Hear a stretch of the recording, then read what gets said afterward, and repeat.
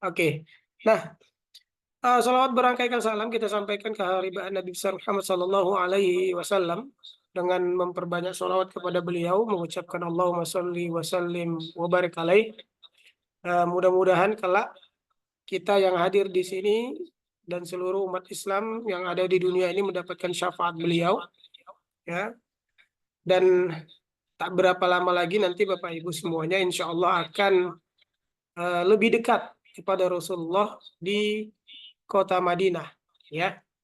Jadi ini suatu nikmat, ya, yang luar biasa, rezeki yang luar biasa karena Bapak Ibu tak semua orang bisa berangkat ke tanah suci, ya. Tak semua orang bisa berangkat ke tanah suci. Ini sorry, ini sebentar saya edit dulu. Ini ada yang sebentar.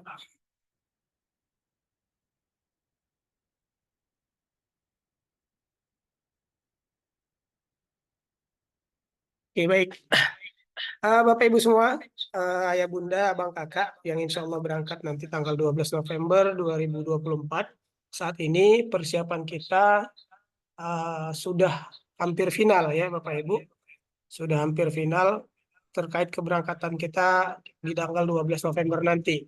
Sebagai informasi, yang akan memimpin perjalanan Bapak Ibu semua nanti dari Indonesia menuju Tanah Suci itu akan dipimpin oleh Pak Fauzi yang tadi membuka acara ini, ya. Beliau nanti yang akan menemani Bapak Ibu semuanya, ya, yang membimbing Bapak Ibu di bandara, ya, di pesawat, dan sampai nanti di Tanah Suci, Bapak Ibu semuanya akan disambut lagi oleh tim-tim kita, ya.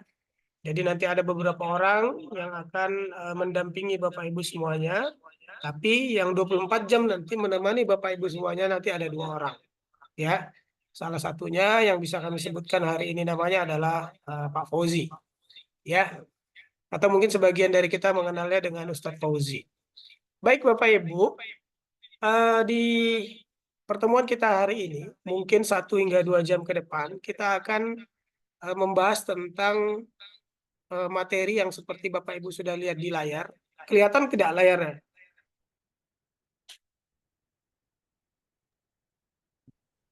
Kelihatan. Oke. Nah, jadi tema kita pada hari ini itu adalah rukun umroh. Ya, memaksimalkan ibadah umroh dengan memahami rukun umroh.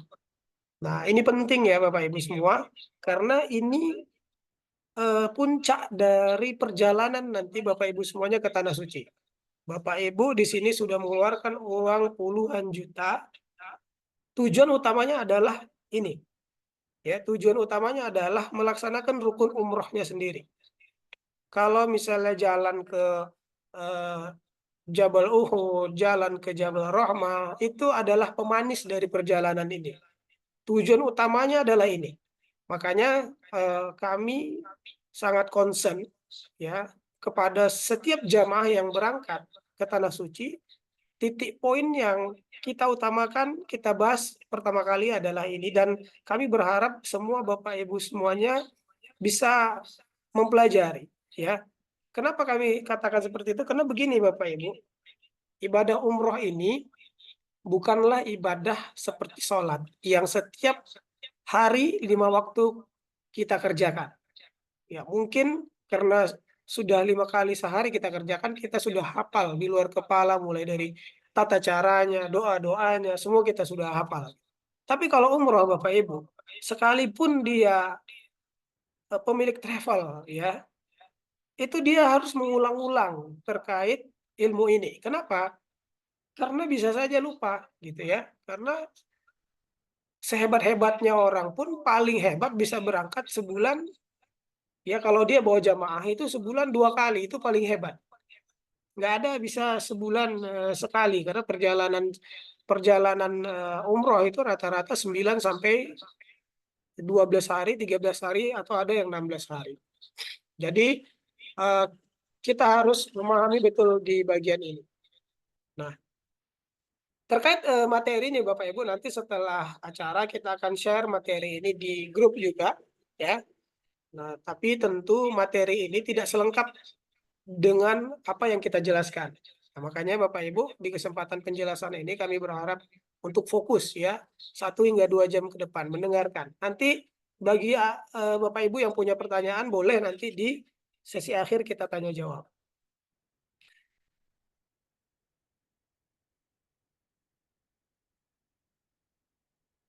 Nah, oke. Nah, yang pertama kita mau bahas dulu tentang pengertian dan hukum umroh.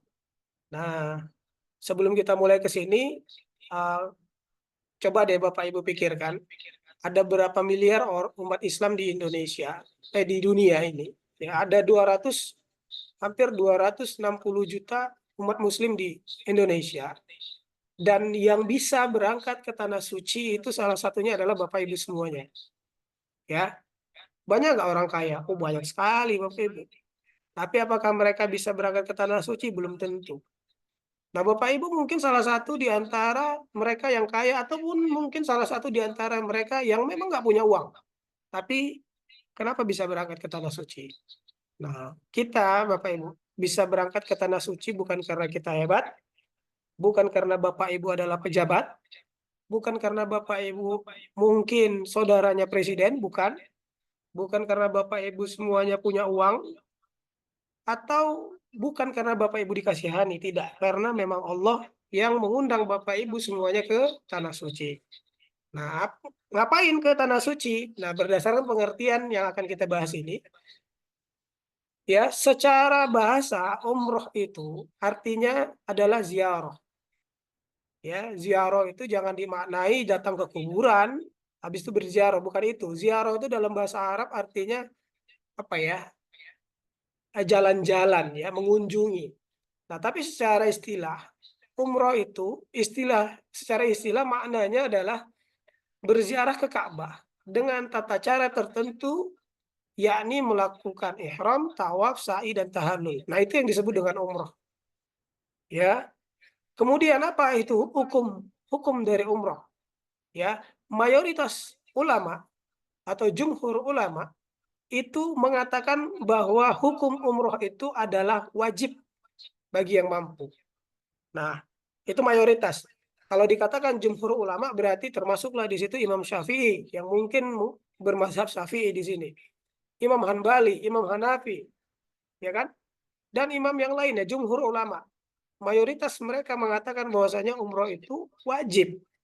Ada yang sunnah muakkad yang mengatakan seperti itu, ada yang eh, mewajibkan bagi yang mampu. Kalau kita telisik dari pendapat Imam Syafi'i sendiri, umroh itu hukumnya wajib. Ya, umroh. Nah, tapi umroh pertama saja sama seperti haji. Haji hukumnya wajib bagi yang mampu. Kalau yang kedua itu tidak wajib lagi jatuhnya. Nah, jadi masih banyak pemahaman di Indonesia yang menyatakan bahwa oh, ngapainlah kita umroh, ya kan? Sunnahnya itu, gitu. Nah, banyak pemahaman seperti itu. Nah, tapi kalau kita punya kemampuan Bapak Ibu, silahkan ya sudah kena dibebankan kepada kita hukum wajib itu. Jadi haji wajib, umroh pun wajib. Itu mayoritas ulama berpendapat seperti itu. Ya kita tidak bisa berpendapat sendiri karena apa? Yang pertama kita bukan ulama. Yang kedua kita mungkin sholatnya pun masih ya waktu azan kita ulur waktu 1-2 jam baru kita sholat. Bahkan mungkin masih ada beberapa di antara kita yang nggak sholat. Ya mudah-mudahan itu bukanlah orang-orang yang ada di pertemuan kita pada hari ini. Nah, selanjutnya ya kita mau ngobrolin soal mikot umroh. Nah, kalau sudah namanya tadi umroh, kita mau berziarah ke Tanah Suci, ke Ka'bah, ada tata cara yang harus kita lakukan. Jadi bukan sekadar Bapak Ibu terbang naik pesawat, ya kan? Bapak pakai eh, 2 helai kain putih yang disediakan sama travel, terus ujuk-ujuk masuk ke Ka'bah. Bukan seperti itu, ya Bapak Ibu. Bukan seperti itu. Jadi ada tata caranya, ada langkah-langkahnya yang harus Bapak Ibu ikuti. Ada urutan-urutannya, ya. bukan sembarangan. Sebagian dari kita di sini mungkin udah paham, tapi sebagian yang lain mungkin ini adalah hal baru buat mereka. Makanya di sini kita bahas. Nah, yang pertama Bapak Ibu, kalau sebelum melaksanakan umroh, tentu kita harus mengambil niat umroh dulu. Ya, mengambil niat umroh itu tidak di sembarang tempat. Ya, ada tempat-tempat yang Nabi perintahkan untuk kita mengambil niat di tempat tersebut. Bisa nggak ambil niat umroh itu dari rumah?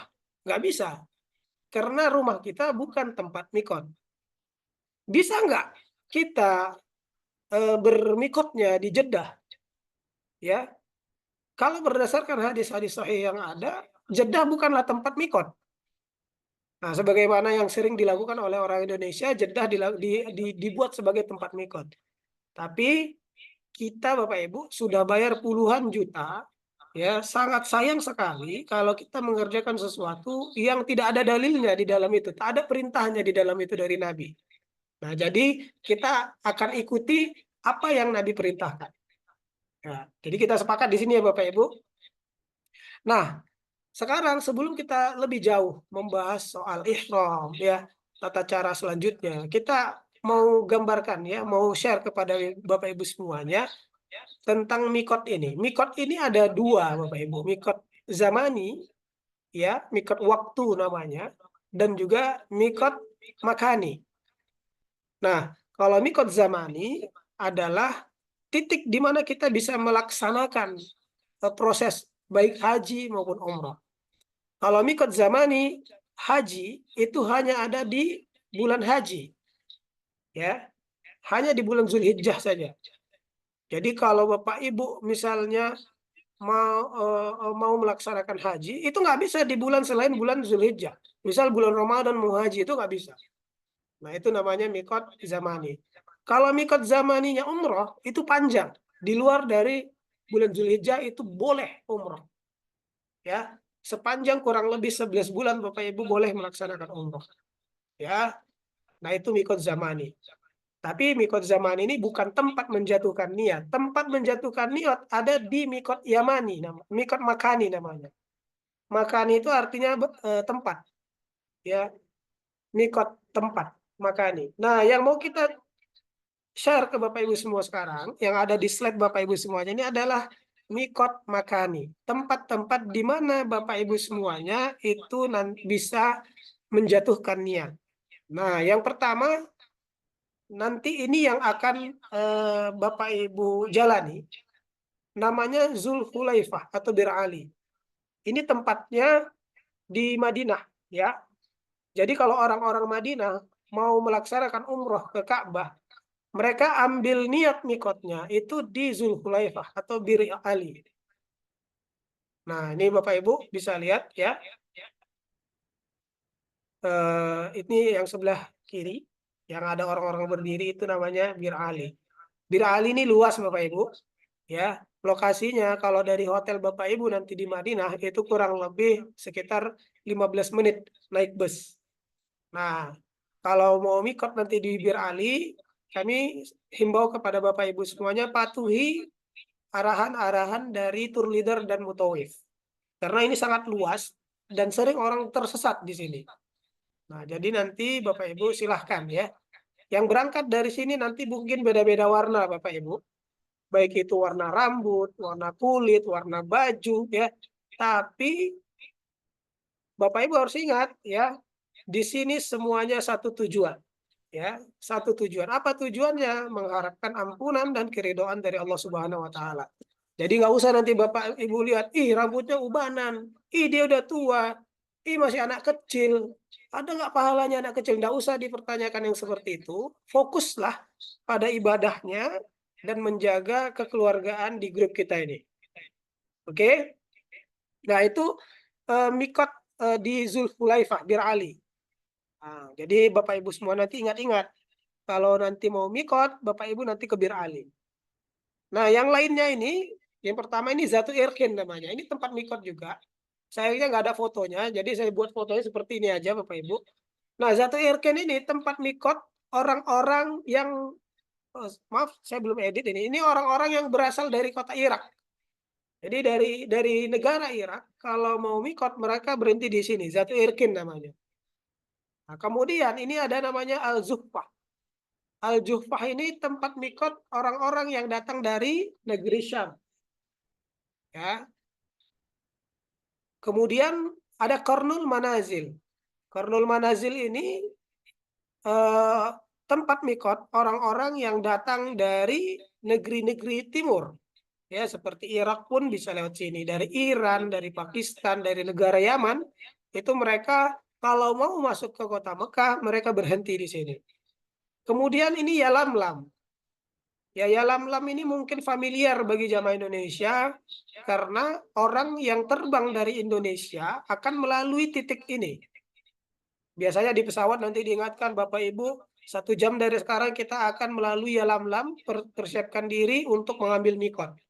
Nah, jadi orang dari Indonesia yang terbang langsung ke Jeddah, dia mau umroh langsung, ya, dia mikotnya di Yalamlam, bukan di Jeddah. Nah, karena Jeddah itu nggak ada panduan dari Nabi. Yang ada panduan dari Nabi itu adalah Yalamlam. Ya, Yalamlam ini kalau kita kenapa ambil mikot di sini? Karena posisinya nanti kalau di atas pesawat kita segaris lurus dengan Yalamlam itu. Begitu deh Bapak Ibu. Nah, ini sebagai pengetahuan buat Bapak Ibu. Oh, berarti ada beberapa tempat untuk kita mengambil niat ihram. Nah, ada satu lagi Bapak Ibu, ya, saya tidak masukkan di sini. Ini posisinya ada di dalam kota Mekah sendiri, namanya Tan'im. Ya, Tan'im atau orang juga mengenalnya dengan Masjid Aisyah. Nah, tapi kalau misalnya ditanya mana yang lebih afdol, kalau misalnya kita mau berumrah atau berhaji, tentu kita ihramnya ambil ketika dari luar dari kota Mekah, yaitu di 5 titik mikot ini. Nah, sedangkan Masjid Aisyah atau Tan'im, ya, itu memang ada satu peristiwa di mana ketika itu eh, istri Nabi Sayyidah Aisyah mau melaksanakan umroh. Jadi kisahnya singkatnya Nabi memerintahkan, ya udah ambil aja mikot di di Tan'im. Makanya lah namanya masjid itu Masjid Aisyah karena eh, istri Nabi Shallallahu Alaihi Wasallam Sayyidah Aisyah yang melaksanakan mikot di masjid tersebut. Nabi Shallallahu Alaihi Wasallam sendiri tidak pernah bermikot di Masjid Aisyah. Cuma pada waktu itu keadaannya darurat, ya, darurat. Jadi yang mengharuskan Siti Aisyah bermikot di situ. Nah, Masjid Tan'im ini Bapak Ibu sering digunakan oleh jamaah dari berbagai negara untuk mikot badal umroh. Jadi yang mau badal-badal ya biasanya itu nanti mikotnya di Tan'im atau Masjid Aisyah. Nah, seperti itu. Atau nanti Bapak Ibu ya ini insya Allah perjalanannya kita ada memfasilitasi 3 kali mikot. 2 kali di luar Mekah yaitu di Bir Ali dan satu lagi di Kornul Manazil itu di kota Taif. Ya, nanti jadi Bapak Ibu akan diajak jalan-jalan ke Taif, pulangnya mikot. Dan 1 kali lagi ketika Siti Tur Mekah itu mikotnya di Tan'im, ya, di Masjid Aisyah. Nah, jadi silakan Bapak Ibu. Kalau sanggup tenaganya silakan umroh 3 kali. Kalau nggak sanggup, ya silakan 1 kali saja cukup. Ya, kalau ditanya afdolnya mana, tinggal nanti pemahaman masing-masing. Ya, kalau saya pribadi dalam 1 kali safar itu biasanya 1 kali umroh saja. Ya, nanti Bapak Ibu silahkan. Ya, semuanya ada panduannya, ya Bapak Ibu. Nah, ini tentang mikot umroh. Saya kira sudah sangat jelas tentang ini. Bapak Ibu semuanya nanti mikotnya di Bir Ali. Gitu.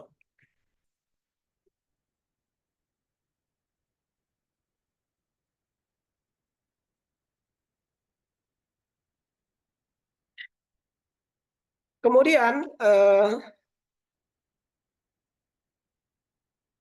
materi berikutnya, nah kita mau mengenal Ka'bah. Kalau tadi sudah kita kenal tempat mikot di mana, kita kenal dulu Ka'bah. Supaya apa? Supaya nanti Bapak Ibu ibadahnya semakin maksimal. Nah, Ka'bah ini Bapak Ibu, ya, ini adalah bangunan pertama, ya, yang dibangun di muka bumi oleh Allah Subhanahu wa taala, ya. Inilah bangunan pertama. Kalau masjid pertama dibangun oleh Rasulullah itu masjid Kuba, ya, masjid yang pertama dibangun oleh Rasulullah. Masjid pertama yang dibangun oleh Allah di muka bumi ini ya ini, ya, Ka'bah. Nah, Bapak Ibu silakan perhatikan. Nanti detailnya setelah ini kita jelaskan. Ini adalah Ka'bah, ya. Mungkin bisa lihat ya kursor yang bergerak-bergerak ini. Nah, ini adalah pintu Ka'bah. Nah, pintu Ka'bah. Di antara pintu Ka'bah dan Hajar Aswad ini sebelah sini itu namanya Multazam. Detailnya nanti setelah ini kita lihat. Kemudian ini namanya Maqam Ibrahim. Kemudian yang ini Izir Ismail. Detailnya seperti ini Bapak Ibu. Ini adalah bagian-bagian penting yang ada di sekitar Ka'bah. Bukan berarti yang lainnya nggak penting ya Bapak Ibu. Nah, tapi bagian penting yang ada di sekitar Ka'bah, yang ini nanti ada kaitannya dengan proses umrah Bapak Ibu semuanya. Nah, silakan dilihat. Ka'bah ini gambar yang besar ya, gambar yang besar. Ka'bah ini terdiri dari 4 sudut. Ini Bapak Ibu, terdiri dari 4 sudut. Ya, sudut yang di Hajar Aswad, di mana ini adalah tempat kita memulai, itu namanya Rukun Hajar Aswad. Nah, sudut itu kalau dalam bahasa Arabnya artinya dalam bahasa Arabnya rukun. Kemudian setelah Hajar Aswad namanya Rukun Iraqi. Kenapa disebut dengan Rukun Iraqi? Karena kalau ditarik garis lurus ini sejajar dengan negara Irak.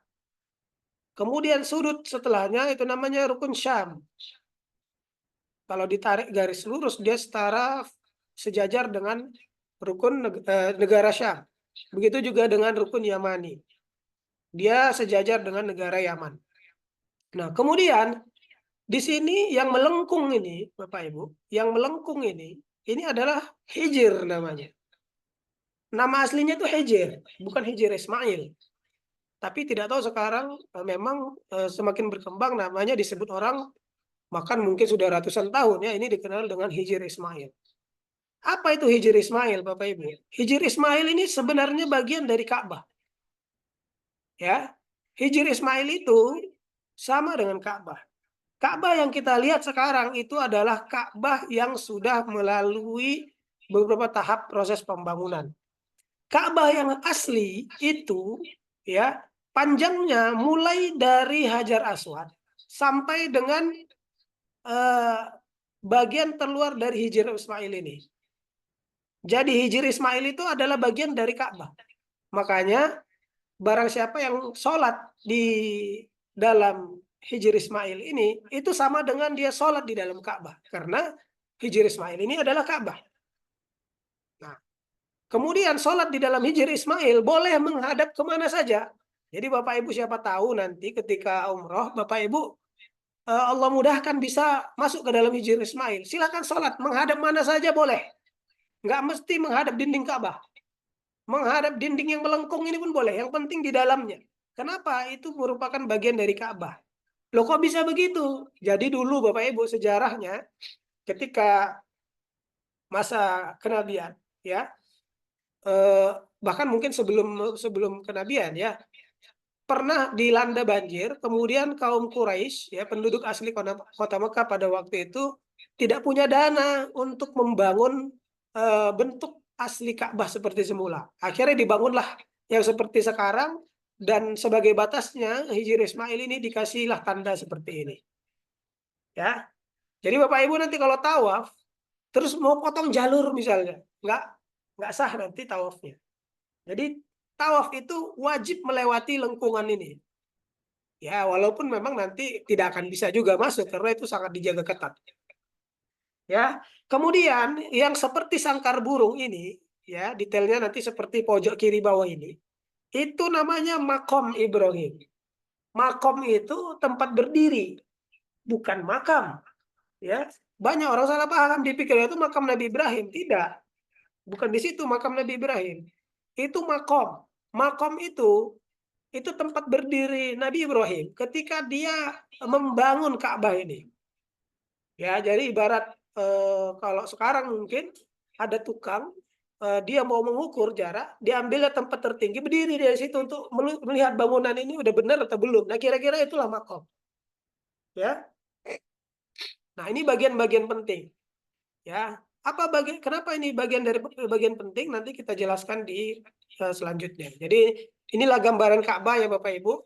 Bapak Ibu silahkan bayangkan, ya. Nanti insya Allah Bapak Ibu akan ke sana, ya, dan akan bertemu dengan tempat-tempat penting ini. Nah, yang pertama kita mau bahas detail tentang multazam. Kita mau bahas lebih luas tentang multazam. Apa itu multazam? Di mana posisinya? Nah, Bapak Ibu lihat di sini ya, yang ditunjuk itu Hajar Aswad. Kemudian di bawahnya ada tulisannya pintu Ka'bah. Antara Hajar Aswad dan pintu Ka'bah itu adalah multazam, yang orang-orang bergantungan ini. Ya, lewat dari pintu ini bukan multazam lagi namanya. Nah, kenapa ini? Apa di sini yang harus kita lakukan? Multazam itu adalah tempat kita makbul untuk berdoa. Ya, artinya ya kita ketika doa memang Allah pasti ijabah, gitu kan? Nah, tapi di sini sangat ditekankan kalau kita bisa di sini berdoa, ya silakan di sini. Caranya seperti apa kita berdoa di sini? Caranya menempelkan wajah kita, ya kan, seperti orang-orang yang bergantungan inilah. Nah, tapi Bapak Ibu ini bukan sesuatu yang wajib untuk dikerjakan. Kenapa? Jangan nanti pula karena dibilang ini, wow ini harus ke sini nih. Habis itu Bapak Ibu sikut-sikutan di sana. Gara-gara Bapak Ibu sikut sana sikut sini berdarah muka orang gitu kan. Bukannya pahala yang didapatkan, tapi dosa menyakiti orang lain. Nah, jadi hindari mudarat Bapak Ibu. Hindari mudarat. Ya, kita kalau bisa ke sana bagus. Kalau nggak bisa jangan dipaksakan. Begitu juga dengan Hajar Aswad. Ya, Hajar Aswad yang pojok kanan bawah. Nah, dari bagian Ka'bah, Bapak Ibu, ada dua yang disunnahkan untuk disentuh pakai tangan, ya, untuk disentuh. Nah, yang pertama itu adalah Hajar Aswad itu sendiri, ya, Hajar Aswad. Ya, kalau Hajar Aswad menciumnya pun bagian dari sunnah.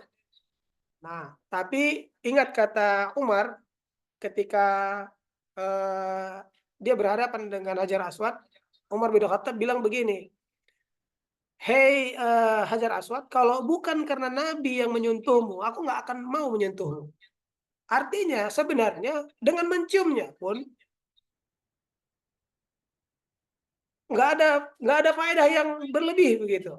Hanya karena Nabi saja melakukannya, maka kita lakukan. Artinya kita mengikuti apa yang dikerjakan Nabi. Tapi jangan pula nanti Bapak Ibu, karena kita memaksakan diri, kita sikut-sikut orang, atau kita sendiri yang mungkin terancam nyawanya, terus kita paksakan ke situ untuk menciumnya. Ya, ada berbagai daerah di Indonesia, kalau tak mencium itu namanya tak umroh, tak haji. Ada, rata-rata dari Kalimantan biasanya. Makanya mereka rela bayar orang supaya mereka bisa sampai ke Hajar Aswad. Bisa pegang, bisa cium. Nah, jangan sampai seperti ini, karena nanti jatuhnya syirik. Ya, karena Nabi sendiri pun tidak mengatakan, oh dengan kalian mencium Ka'bah, maka kalian akan masuk surga. Nggak ada seperti itu Bapak Ibu. Kalau kalian mencium Hajar Aswad, maka penyakit kalian akan disembuhkan. Oh nggak ada. Nggak ada seperti itu Nabi bilang. Jadi Nabi hanya eh, mencium saja sudah. Nah jadi kita hanya mengikuti. Ya. Kemudian sudut yang satu lagi, yang di sebelah tengah ini, rukun Yamani. Kalau tadi di Hajar Aswad Bapak Ibu, kalau kita bisa cium bagus, kalau kita tidak bisa cium pegang, ya. Kalau kita tidak bisa pegang secara langsung pakai tongkat kita pegangkan, ya. Kalau tidak bisa lambaikan tangan dari jauh. Nah, inilah nanti ketika kita memulai tawaf, kita angkat tangan kita Bismillahi Allahu Akbar dengan mengucap seperti itu. Tapi tidak untuk di rukun Yamani. Rukun Yamani kita hanya disunnahkan memegang, tidak mencium. Sebatas itu tok. Akan banyak nanti Bapak Ibu lihat ketika tawaf. Di rukun Yamani mereka angkat tangan bilang Bismillahirrahmanirrahim. Ini salah. Ya, Nabi tidak mengajarkan demikian. Jangan Bapak Ibu udah bayar puluhan juta, tapi melaksanakan sesuatu yang tidak ada tuntunannya. Ya, Bismillah, Allahu Akbar, mengangkat tangan itu hanya Bapak Ibu angkat nanti ketika di sejajar dengan Hajar Aswad. Ya, hati-hati Bapak Ibu. Bapak Ibu udah keluarkan uang, udah keluarkan tenaga, jangan sampai nanti ibadahnya sia-sia gara-gara melaksanakan sesuatu yang nggak ada tuntunannya. Nah itu ya. Jadi sudah jelas ya Bapak Ibu. Hajar Aswad kita ngapain aja ya, kita boleh menciumnya kalau memang memungkinkan, kalau nggak memungkinkan kita sentuh saja cukup ya, kalau tidak bisa menyentuhnya dari jauh dengan isyarat ya, dan tidak perlu mencium tangan juga, tidak ada tuntunannya seperti itu ya, cukup lambaikan tangan Bismillah Allahu Akbar jalan. Nah kalau rukun yamani disentuh ya, nggak usah dicium karena nggak ada tuntunannya, perintah nabinya hanya disentuh gitu. Sudut-sudut yang lain nggak ada perintahnya ya, nggak ada perintahnya. Nah tapi mungkin ada beberapa kita nanti ya pengen menyentuh Ka'bah ya, silahkan, bukan berarti itu ibadah yang disyariatkan ya. Kalau memang pengen pegang ya silakan, tapi jangan ada dalam hati kita, oh karena ini ibadah aku harus pegang nih, di bagian manapun pokoknya aku pegang. Salah Bapak Ibu.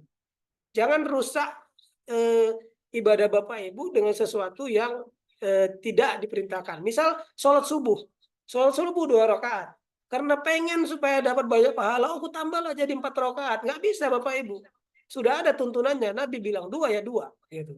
Sama dengan Ka'bah itu. Mana-mana saja yang diperintahkan, itu saja kita kerjakan.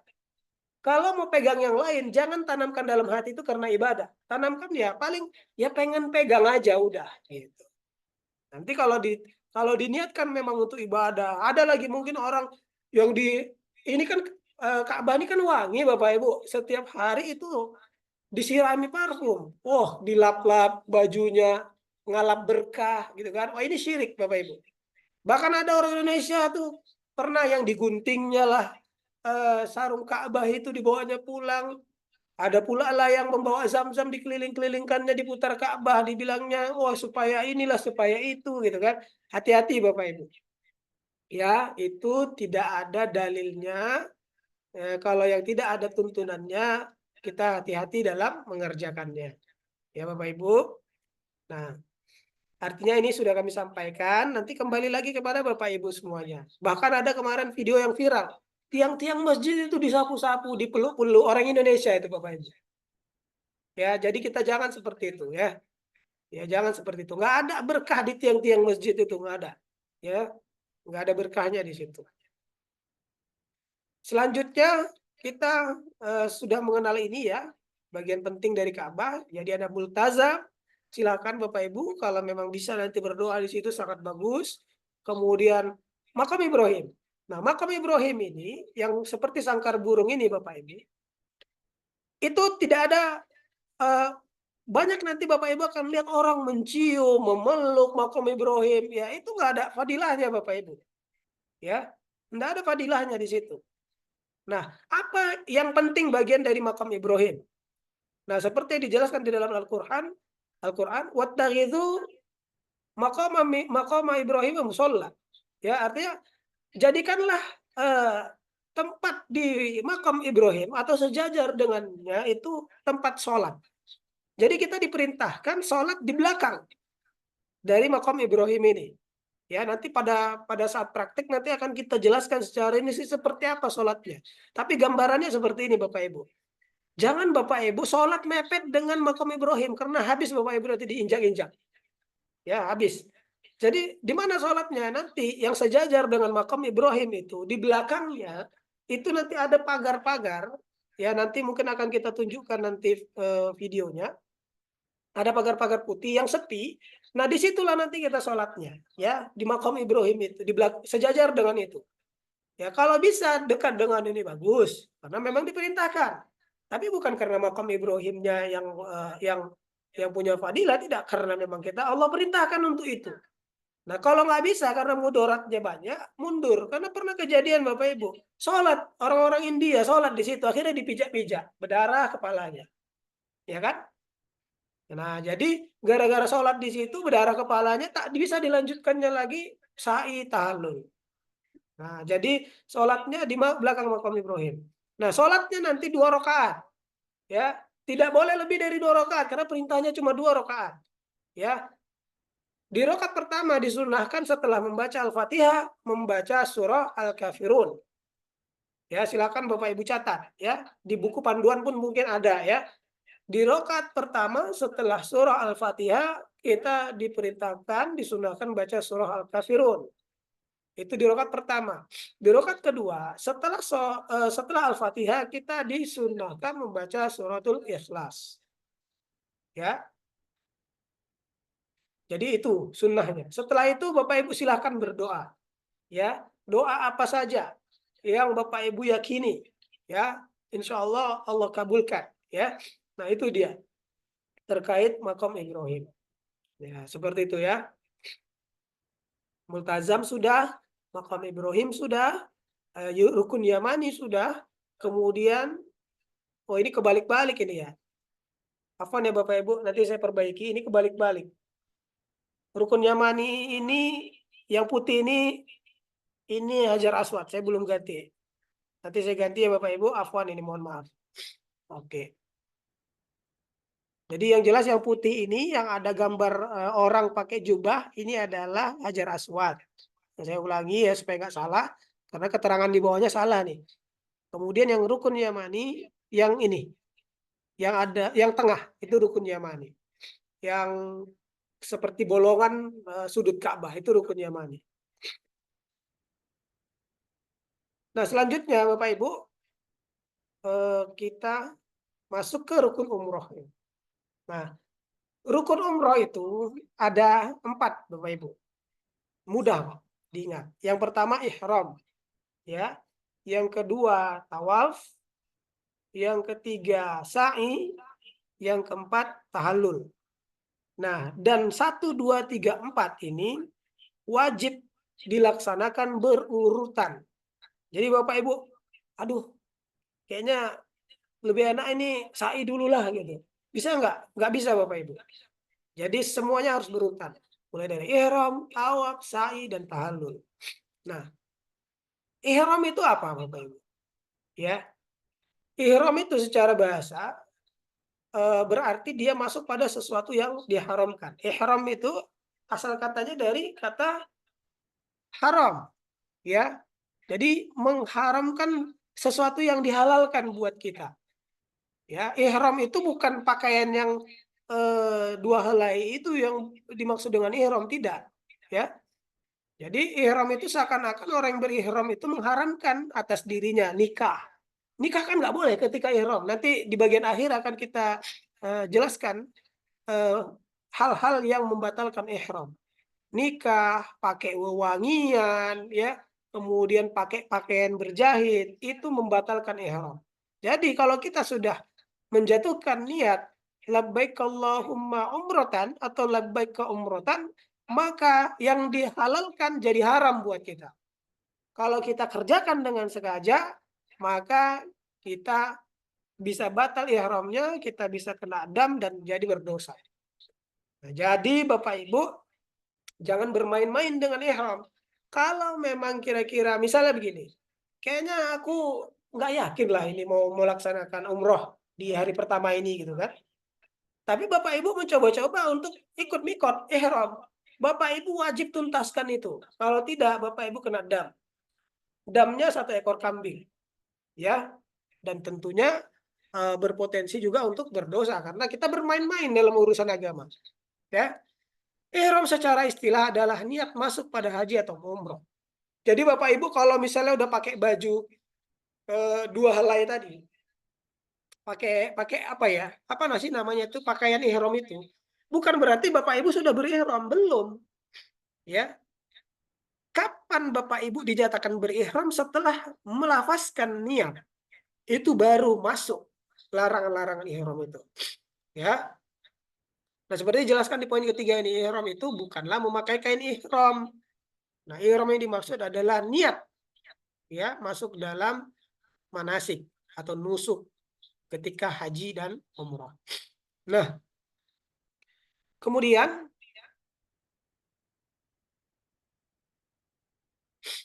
niatnya, ya niat ihram itu kita lafazkan ketika kita berada di tempat mikot. Nah, yang di awal tadi kita sudah jelaskan tempat-tempat mikotnya.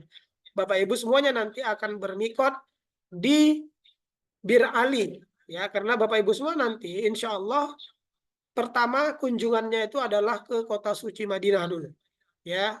Pertamanya nanti Bapak Ibu akan ke Madinah dulu, ya seperti itu. Nah, apa niat umroh? Seperti apa kita niat umroh? Ya, ada yang panjang, ada yang pendek, tapi ini yang berdasarkan dalil yang ada ya. Lihat umroh itu labbaik Allahumma umrotan atau labbaika umrotan. Yuk, kita mungkin bisa sama-sama dulu baca Bapak Ibu. Nggak usah videonya dibuka, tapi suaranya aja. Coba kita baca-baca sama-sama. Labbaik Allahumma. Ayo Bapak Ibu. Ini pada tidur atau gimana ini jamaah ini? Oh, pada Labbaik Allahumma umratan. umrotan. Ya, labbaik Allahumma umrotan. Ya, sesederhana itu Bapak Ibu. Ya, kalau agak sulit mengucapkannya bisa dalam hati, tapi nanti nggak usah khawatir Bapak Ibu, karena semuanya nanti dipandu. Ya, semua nanti Labbaik Bapak Ibu itu Allahumma akan dipandu. umratan. Ya, labbaik Allahumma umrotan. Nah, ini niat ihram kalau kita mau umroh diri sendiri. Kalau badal cemana? Mungkin nanti Bapak Ibu ke sana kan ada juga pengen membadalkan orang tuanya, ya, pengen membadalkan mungkin suaminya, istrinya, neneknya, kakeknya, dan lain sebagainya. Nah, niatnya labbaik Allahumma umrotan ditambah depannya an. Ya, labbaik Allahumma umrotan an. Misalnya namanya Andika Perkasa. Labbaik Allahumma umrotan an Andika Perkasa. Jadi jatuhlah ihram itu untuk membadalkan yang namanya Andika Perkasa. Kayak gitu. Dan ini Bapak Ibu jangan pusing. Waduh, payah kali menghafalnya Pak, gitu kan. Nggak usah khawatir karena semuanya nanti akan dipandu oleh petugas-petugas mutawif maupun tour leadernya. Semua akan dipandu. Jadi Bapak Ibu seperti apa nanti teknisnya ketika kita mau berihram, mengambil niat ihram ini. Jadi saya ceritakan ini gambaran ya Bapak Ibu. Saya majukan lagi ke atas terkait ini Masjid Mikot Zulhulaifah Bir Ali. Jadi nanti Bapak Ibu, pertama yang Bapak Ibu lakukan adalah mempersiapkan diri untuk berihram itu sejak dari hotel. Ya, sebenarnya kalau bisa memang mulai mempersiapkan dirinya itu di tempat mikot. Tapi itu agak sulit kita lakukan karena yang pertama tempat mikot itu sangat ramai, yang kedua justru nanti mudaratnya lebih banyak. Makanya Bapak Ibu nanti mempersiapkan diri untuk umroh ketika sejak dari hotel. Nanti Bapak Ibu semuanya akan dipandu ya, teknis-teknisnya seperti apa. Step A, step B, step C dan sampai Z itu akan dikasih tahu. Ya. Jadi Bapak Ibu gambarannya nanti mempersiapkan diri di hotel. Bapak Ibu mandi. Ya. Ya, sebelum sholat zuhur Bapak Ibu mandi dulu. Yang mau pakai wangi-wangian silahkan ya. Yang mau potong kuku silahkan potong kuku dulu ya, karena nanti kalau sudah menjatuhkan niat ihram nggak boleh lagi itu ya. Yang mau pakai parfum, yang mau mandi parfum silahkan ya. Mungkin ada yang demen ya setiap mandi harus pakai parfum 1 liter misalnya, silahkan. Nah, ya, yang mau pakai sabun ya pokoknya yang mau bersih-bersih, mau cukur rambut, mau potong kumis, mau potong bulu hidung, ya bulu ketiak dan sebagainya silakan ketika di hotel. Setelah nanti sholat zuhur, Bapak Ibu semuanya akan beranjak dari hotel menuju Bir Ali. Nah, silakan lihat di layar itu Bir Ali atau Zulhulaifah. Ini adalah tempat mikotnya orang-orang yang mau ke Mekah dari Madinah. Di sini nanti Bapak Ibu ya, kalau mau sholat sunnah, silahkan. Ya, sholat sunnah apa yang dikerjakan? Ya bisa sholat sunnah tahiyatul masjid atau sholat sunnah wudhu. Ya, karena tidak ada secara khusus dijelaskan sholat sunnah ihram, tidak ada. Nah, hanya saja kita disunnahkan sebelum kita niat ihram kita sholat dulu. Kalau misalnya pada waktu sampai masjid sini ada sholat wajib, maka wajib itu adalah sholat pengganti sunnahnya untuk sebelum berihram. Tapi kalau misalnya sudah beres sholat wajib, kalau memungkinkan sholat sunnah di masjid. Sholatnya apa? Tahiyatul masjid saja udah. Ya, tahiyatul masjid, menghormati masjid Bir Ali. Setelah itu nanti Bapak Ibu berkumpul di titik kumpul yang disepakati, yang ditentukan oleh tour leader. Alhamdulillah. Yang disepakati oleh tour leader sama mutoif. Misal seperti di foto ini, Bapak Ibu, setelah nanti sholat sunnah, semua kita berkumpul di sini. Ya, kita berkumpul di sini nanti akan dibawa bersama-sama ke dalam bus. Nanti Bapak Ibu biasanya ada yang ketika kumpul berdiri di sini sama-sama dipandu mengambil niatnya, ya. Tapi afdolnya ketika di atas kendaraan, karena Nabi sendiri ketika dia melaksanakan umroh, ya, beliau menjatuhkan niat, membacakan lafaz niat itu ketika di atas kendaraannya. Pada waktu itu kendaraan Nabi adalah unta. Makanya kita mengikuti itu. Kalau bisa niatnya nanti bersama-sama di dalam bus. Sebelum busnya jalan. Bukan ketika udah di tengah perjalanan. Jadi nanti akan dipandu ya sama petugasnya. Bapak Ibu sudah kumpul semuanya, nanti petugasnya pegang mic sama-sama berniat. Ya, sama-sama berniat. Nah, apa kelebihannya kalau misalnya kita niatnya bersama-sama di atas bis? Yang pertama menghindari dari lupanya niat. Mungkin Bapak Ibu, aku udah niat tadi atau enggak ya gitu kan. Niatnya cemana ya gitu kan. Nah, mungkin hal-hal seperti itu terjadi. Jadi untuk mengatasinya bersama dengan jamaah dan pembimbing ibadah di atas bus. Nanti akan dipandu. Ya Bapak Ibu, seperti itu caranya. Nanti setelah itu apa yang Bapak Ibu lakukan? Ya, setelah berniat. Nah, setelah berniat labbaik Allahumma umratan, maka seketika jatuhlah larangan ihram kepada Bapak Ibu semuanya. Larangan ihram nanti kita jelaskan di belakang dan itu penting, Bapak Ibu. Nah, apa yang kita lakukan setelah kita menjatuhkan niat ihram? Ya, yang kita lakukan adalah memperbanyak talbiyah. Ya, yuk sama-sama ya. Saya bacakan, silakan nanti ikuti Bapak Ibu. Labbaik Allahumma labbaik. Labbaik Allahumma labbaik. Labbaik la syarika laka labbaik. Labbaik la syarika Labbaik laka la labbaik. syarika labbaik. Innal hamda Innal Innal hamda hamda wan ni'mata wal wan ni'mata ni'mata laka wal mulk laka wal laka wal mulk mulk la syarika lak. la la syarika syarika lak. lah. Masya Allah. Yuk dihayati ya Bapak Ibu. Dan ini Bapak Ibu disunnahkan kita baca secara zohir ya sepanjang perjalanan kita dari Madinah sampai ke Masjidil Haram, sampai kita ke titik start mulai di Hajar Aswad, mendekati Hajar Aswad baru kita berhenti. Ya, itu sunnahnya. Tapi karena perjalanan nanti kita kurang lebih dari Madinah itu 5 sampai 6 jam, ya mungkin Bapak Ibu nanti istirahat gitu ya. Ketika bangun nanti bertalbiyah lagi. Ya, talbiyahnya itu dizohirkan, bukan dalam hati ya, dizohirkan. Perintahnya dizohirkan. Tapi jangan sampai pula nanti mengganggu jamaah yang lain. Kalau misalnya petugas kita mengajak bersama-sama, silahkan. Lebih kuat suaranya, silahkan. Tapi ketika kita sendiri, ya mungkin kita berbicaranya, melafazkannya pelan-pelan saja supaya jamaah-jamaah yang lain tidak terganggu. Jadi mungkin kita labbaik Allahumma labbaik labbaik ya setidaknya telinga kita sendiri yang mendengarkan. Seperti itu. Nanti udah menjelang masuk ke kota Mekah, itu akan dipandu lagi sama pembimbing. Karena pembimbing ini Bapak Ibu terbatas.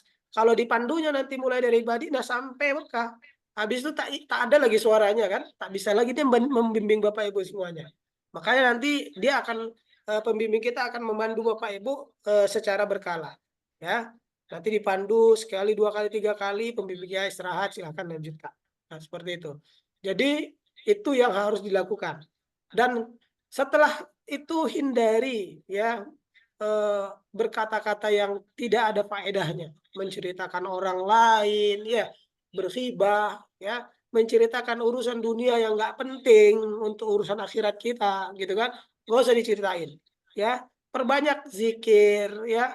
Subhanallah, walhamdulillah, la ilaha illallah, Allahu akbar. Di samping dari bertalbiyah tadi, mungkin Bapak Ibu bisa membaca Al-Quran di sepanjang perjalanan, silahkan, ya, supaya ibadah Bapak Ibu semuanya maksimal. Nah, itu tentang ihram.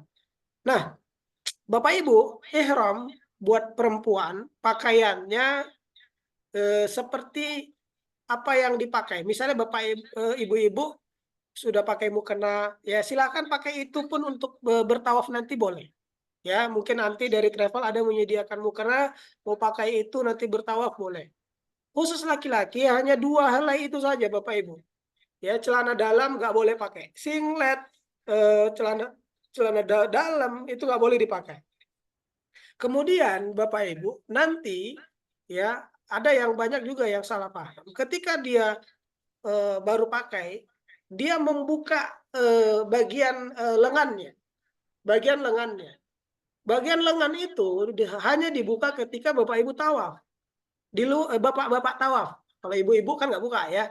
Kalau sudah beres dari tawaf atau sebelum masuk tawaf itu tutup, ya, ditutup. Nanti praktek akan jelaskan. Yang kain putihnya itu ditutupkan semua, bahu tertutup. Nah, bukanya itu nanti ketika sudah mulai tawaf buka. Jadi nanti akan dipandu, udah masuk nanti Masjidil Haram, petugas akan bilang Bapak Ibu lengannya dibuka, bagian bahunya dibuka. Nah, habis nanti selesai 7 putaran tutup lagi, gitu. Nah, ini banyak yang salah paham. Masih di hotel lagi, dia udah dibukanya. Gitu kan. Nah, ya, enggak masalah, cuman bukan seperti itu tuntunannya. Ya, kita ikuti tuntunan yang ada saja. Nah, selanjutnya, niat umroh. Nah, ini tadi sudah kita bacakan ya. Niat umroh. Nah, berihram dari mikot untuk dengan mengucapkan labbaika umrotan. Nah, nanti Bapak Ibu ini materinya saya kirim, tapi setelah diperbaiki dulu ya. Labbaika umroh. Aku memenuhi panggilanmu untuk menunaikan ibadah umroh. Itu artinya. Ya. Kemudian Bapak Ibu. Nah, ini bagi Bapak Ibu, orang tua kami yang mungkin apa ya? Aku sanggup nggak ya nanti menuntaskan? Mungkin dia ada keluhan penyakit ya. Kayak kemarin jamaah yang kita bawa itu ada yang eh, jalannya susah, ya, ada yang baru selesai operasi lutut dan sebagainya. Nah, Bapak Ibu boleh mengajukan syarat dan ini syarat ini sesuai dengan apa yang diperintahkan dan dijelaskan di dalam hadis Bukhari dan Muslim. Nah, jadi setelah kita membacakan niat labbaika umrotan, kita boleh ya membaca ini, Allahumma mahilli haitsu habastani. Artinya, ya Allah, tempat tahallul di mana saja engkau menahanku. Ya, artinya gini, maksudnya begini, apa yang dimaksud dengan ini?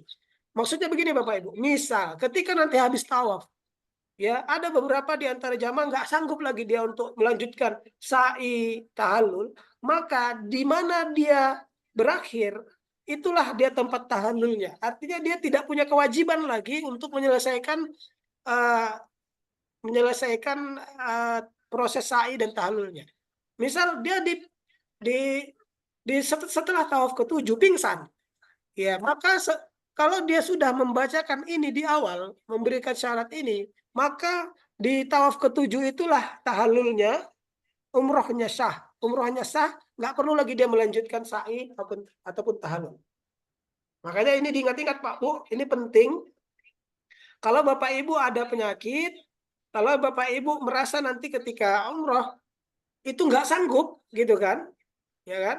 Nah, ketika membaca niat di dalam bus, lanjutkan ini. Jadi kami meminta nanti kepada petugas juga ini untuk dijelaskan kembali kepada jamaah, ya. Nah, kepada jamaah terkait syarat ini, ya, Allahumma mahilli haitsu habastani. Tapi tolong Bapak Ibu jangan pula dibuat-buat, ya. Padahal sehat walafiat, ya, tapi dibuat-buat, gitu ya. Kalau merasa tidak sanggup saja.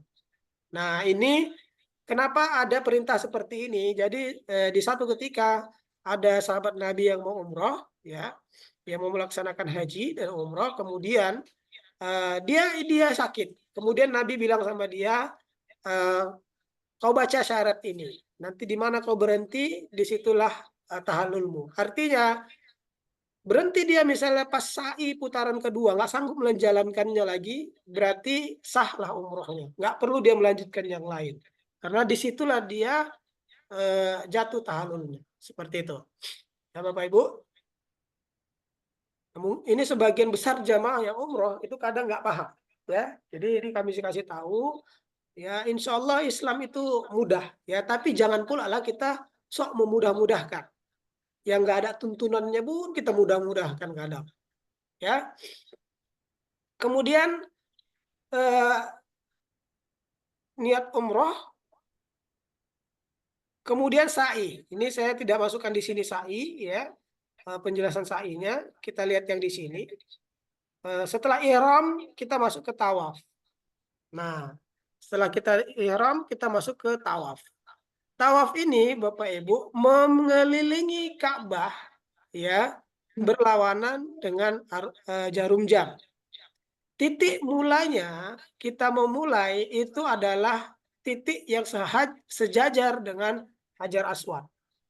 Nah, jadi kalau ini Hajar Aswad seperti yang dijelaskan di gambar, segaris dengan ini itu adalah titik mulai. Kalau Bapak Ibu bisa dekat dengan Hajar Aswad, maka jalurnya itu akan lebih pendek. Tapi aktualnya di lapangan itu rame. Ya, sekarang kita coba lihat live ya, siaran langsung sekarang yang ada di Mekah. Ini live ya, silakan Bapak Ibu lihat.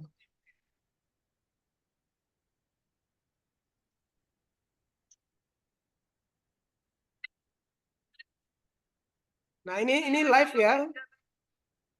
Ini secara langsung. Sekarang kelihatan ya Bapak Ibu. Sekarang di Mekah itu jam 9.18 pagi. Jam 9 pagi aja segini Bapak Ibu, padahal panas di sana. Gimana kalau malam? Ya. Nah, ini di sebelah kiri yang ada kayak gambar emas sangkar burung itu yang dimaksud yang dinamakan dengan makom Ibrahim. Ini yang melengkung, Bapak Ibu lihat ya, yang melengkung, yang dikelilingi oleh jamaah, yang padat orang di situ, itu namanya Hijir Ismail. Nah, di dalam-dalam situ orang lagi ada pada sholat. Untuk masuk ke dalam situ, Bapak Ibu harus antri. Nah, ini orang yang mepet-mepet di lengkungan itu orang yang antri mau masuk ke Hajar Aswad. Ya, itu dia. Nah, makam Ibrahim ini sejajar dengan pintu Ka'bah. Sejajar dengan pintu Ka'bah. Nah, jadi kalau sholatnya nanti itu sejajar dengan pintu Ka'bah dan ke belakang makam Ibrahim. Disitulah kita sholat sunnah setelah tawaf. Nah, titik mulanya itu Hajar Aswad. Hajar Aswad itu yang di samping pintu Ka'bah. Ini yang orang bergerombolan ini. Ini orang yang mencoba untuk masuk mencium Hajar Aswad. Jadi Bapak Ibu, jangan nanti ketika umroh itu berharap bisa menyentuh Ka'bah. Ya, karena itu sangat ramai. Ini siang Bapak Ibu, ini siang. Ya, semakin semakin nanti malam itu semakin ramai. Nah, inilah dia ya Bapak Ibu. Udah bisa lihat, nah, ini aslinya ya. Ini aslinya. Jadi nanti Bapak Ibu seperti yang dilakukan mereka ini, ya keliling. Ketika nanti sejajar dengan ini, apakah kelihatan nggak nih ya kursornya ini kelihatan sejajar dengan ini. Disinilah nanti kita mengangkat tangan, ya, mengarahkan telapak tangan kita ke Hajar Aswad sambil mengucapkan Bismillahi Allahu Akbar. Ya, sambil mengucapkan Bismillahi Allahu Akbar. Jadi proses tawafnya seperti ini. Ya, apa yang kita baca Bapak Ibu? Apa yang kita baca ketika kita tawaf? Nah, Nabi hanya memerintahkan, hanya menyunnahkan satu bacaan ketika proses tawaf ini, yaitu ketika dari Rukun Yamani menuju Hajar Aswad. Kita diperintahkan, disyariatkan untuk membaca doa, Rabbana atina fid dunya hasanah wa fil akhirati hasanah wa qina adzabannar. Kalau orang Indonesia bilang doa sapu jagat. Ya, hafal kan Bapak Ibu doa itu? Saya yakin hafal ya. Rabbana atina fid dunya hasanah wa fil akhirati hasanah wa qina adzabannar. Doa itu kapan dibaca? Ketika Bapak Ibu sampai di titik Rukun Yamani ya dan mau menuju Hajar Aswad. Baca itu berulang-ulang, itu diperintahkan Nabi. Nah, terus apakah ada doa khusus ketika kita mengelilingi selain dari itu? Tidak ada. Ya. Nah, lantas kenapa di buku-buku doa itu banyak doa gitu kan? Nah, itu sebagai pengingat saja Bapak Ibu. Supaya apa? Jangan nanti ketika tawaf diam aja, rugi juga gitu. Ya, ketika tawaf kita itu Allah insya Allah kabulkan semua apa yang kita minta.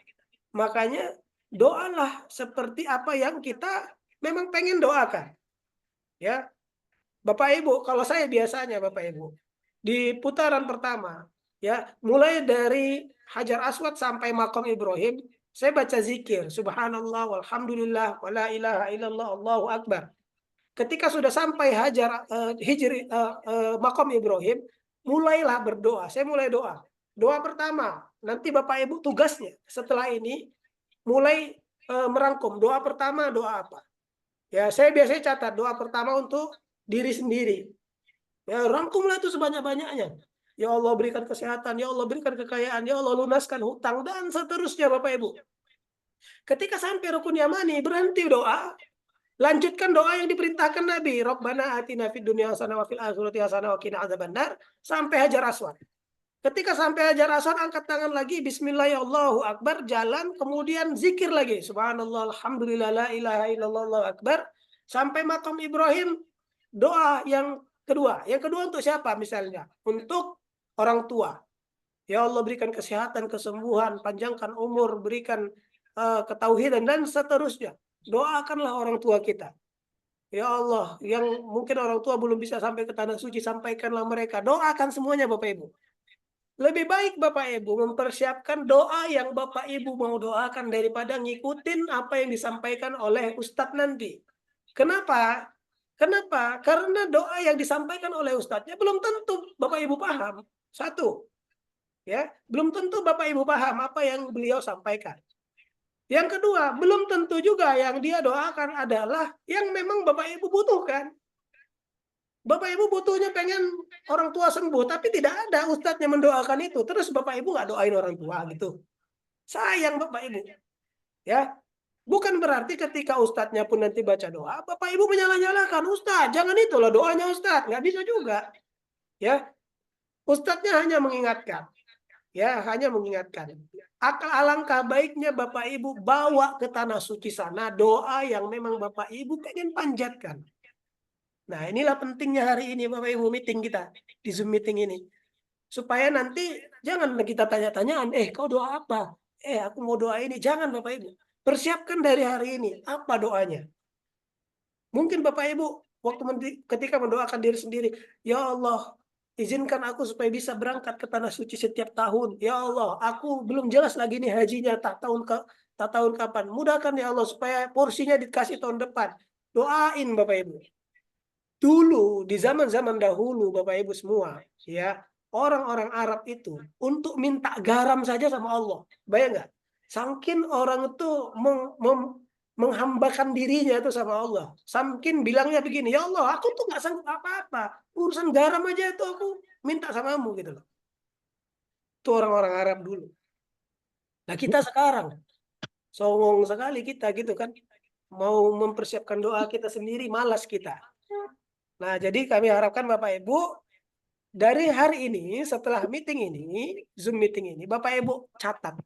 Putaran pertama doa untuk siapa, kedua untuk siapa, ketiga untuk siapa, putaran keempat untuk siapa, kelima untuk siapa, keenam untuk siapa, ketujuh untuk siapa. Silahkan. Ketika tawaf itu semuanya terisi Bapak Ibu dengan doa-doa. Ya. Kalau udah nggak tahu lagi mau doakan siapa, baca Quran. berzikir banyak-banyak, boleh. Ya, yang penting Bapak Ibu mengerjakannya itu sadar. Sadar dalam arti aku mengerjakan karena aku memang butuh. Aku memang tahu kebutuhanku. Kayak gitu ya Bapak Ibu. Nah ini kita balik lagi ke yang tadi.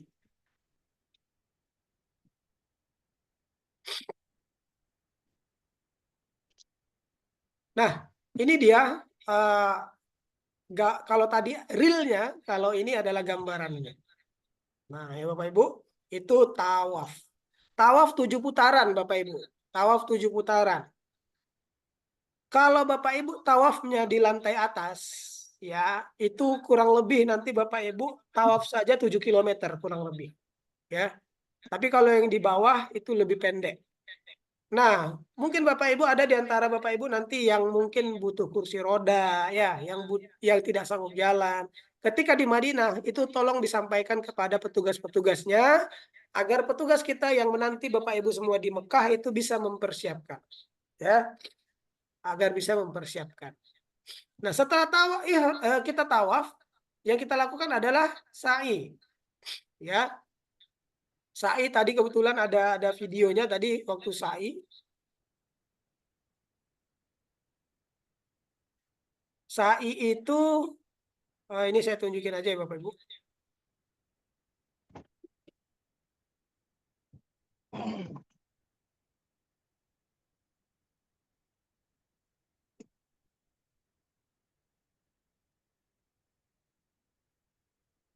Nah ini enaknya kalau kita dari online tuh kayak gini. Kita bisa tunjukkan detail kepada Bapak Ibu semua.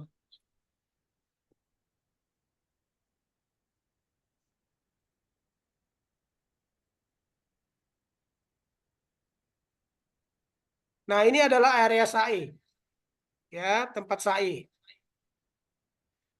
Tempat sa'i ini kita ngapain di sa'i? Ya setelah kita nanti Bapak Ibu beres dari eh, pelaksanaan tawaf, ya.